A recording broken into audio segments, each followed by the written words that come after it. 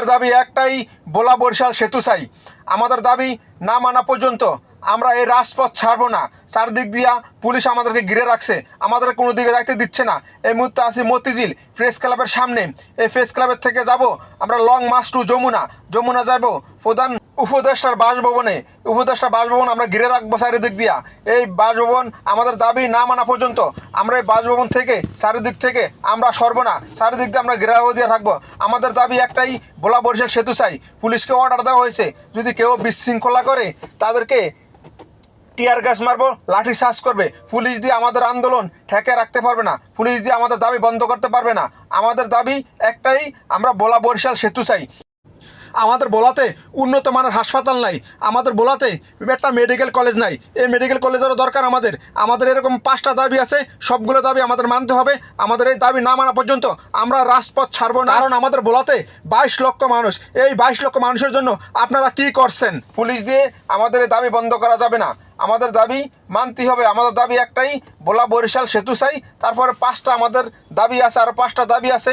এটার থেকে শুরু করে 5টা দাবি মানতে হবে। সবগুলা না মানা পর্যন্ত আমরা এই রাজপথ ছাড়বে না। আমরা ভোলাবাসী জানি কিভাবে আমাদের অধিকার আমরা আদায় করে নিতে হয়। আমরা এটাকে আন্দোলন বলবো না, আমরা এটাকে বলবো আমাদের অধিকার। আমরা ভোলার থেকে বিচ্ছিন্ন আছি অনেক বছর যাবৎ। আমরা যোগাযোগ ব্যবস্থা আমাদের ভোলায় নাই, সেই জন্য আমরা এখন রাস্তায় নেমেছি। আমাদের দাবি মানতেই হবে। আমাদের দাবি একটাই, ভোলা বরিশাল সেতু চাই।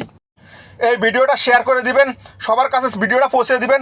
যে যেখান থেকে পারেন, ভোলাবাসী যে যেখানে আছেন সবাই এই আন্দোলনে যোগ দিবেন। এই দাবি না মানা পর্যন্ত আপনারা এই রাজপথ ছাড়বেন না। আমরা আছি আপনাদের সাথে। আপনারা যে আমরা ভোলাবাসী জানি কিভাবে আমাদের অধিকার আদায় করে নিতে হয়। যে যেখান থেকে পারেন ভিডিওটা শেয়ার করে দিবেন।